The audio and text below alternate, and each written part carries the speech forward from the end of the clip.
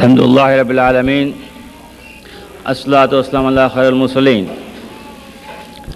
Brothers and sisters, Assalamu alaikum wa rahmatullahi wa barakatuh.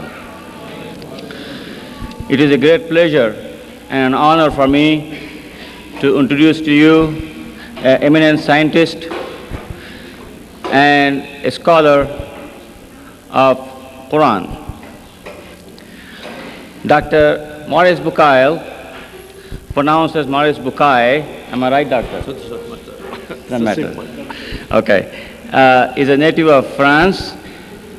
He is a medical doctor and his specialty is surgery. Sometime along his career, he became interested in the study of Qur'an, and he studied Qur'an in French translation. And later, he also read Qur'an in English translation, and he was pointed out the inadequacy of the translations. As a result, at age 50, he took upon learning the Arabic language, and he became a learned scholar in Arabic, and he found out the real inadequacy of the translations and problems. And being a scientist himself, he took upon himself to explain the biblical narratives and the Qur'an and science. And he wrote his book in French back in 1971, I believe, which was later translated and published in late 70s in English language. The book is The Bible, the Qur'an and Science. It's an excellent book. And then he came across the problem of the controversy between evolution and the creation.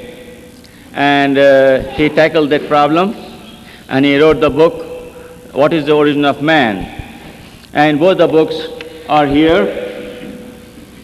in paperback, and some of the old version of this one will be available after the lecture outside, and this in the original new version is will be available outside, and those of you who would not have can order through your bookstore here. We will have it available.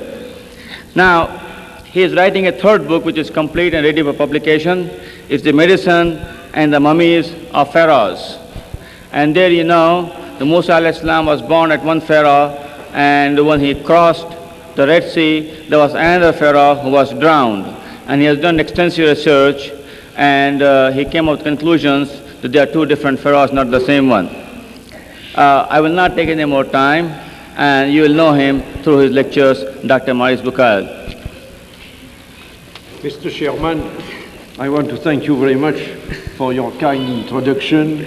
It is my pleasure to be among you this evening. Ladies and gentlemen, Assalamu alaikum. There is no human work prior to modern times that contains statements which were equally in advance of the state of knowledge at the time they appeared, and which might be compared to the Qur'an. There is perhaps no better illustrations of the close links between Islam and science than the Prophet's hadith. اطلب العلم ولو في الصين. Seek after science even in China, which is a veritable invitation to man to enrich his knowledge. More significant, if it is possible, is the famous hadith, Midadul Ulama Afdalu min Dami Shuhada. The scholar's ink is more precious than the martyr's blood. It comes as no surprise, therefore, to learn that religion and science have always been considered to be twin sisters by Islam, and that today, at a time when science has taken such great strides, they still continue to be associated. And furthermore, certain scientific data are used for the better understanding of the Quranic text. What is more, in a century where, for many, scientific truth has dealt a death blow to religious belief, it is precisely the discoveries of science that, in an objective examination of the Islamic revelation, have highlighted the supernatural character of certain aspects of the revelation. When all is said and done, generally speaking, scientific knowledge would seem, in spite of what people may say, to be highly conducive to reflection on the existence of God. Once we begin to ask ourselves in an unbiased or unprejudiced way about the metaphysical lessons to be derived from some of today's knowledge, for example, our knowledge of the infinitely small or the problem of life, we indeed discover many reasons for thinking along these lines. When we think about the remarkable organization presiding over the birth and maintenance of life, it surely becomes clear that the likelihood of it being the result of chance gets less and less as our knowledge and progress in this field expand. To me, it would seem that the scientific progress made in understanding the fantastic complexity of higher beings provides strong arguments in favor of the opposite theory. In other words, the existence of an extraordinarily methodical organization presiding over the remarkable arrangement of the phenomena of life.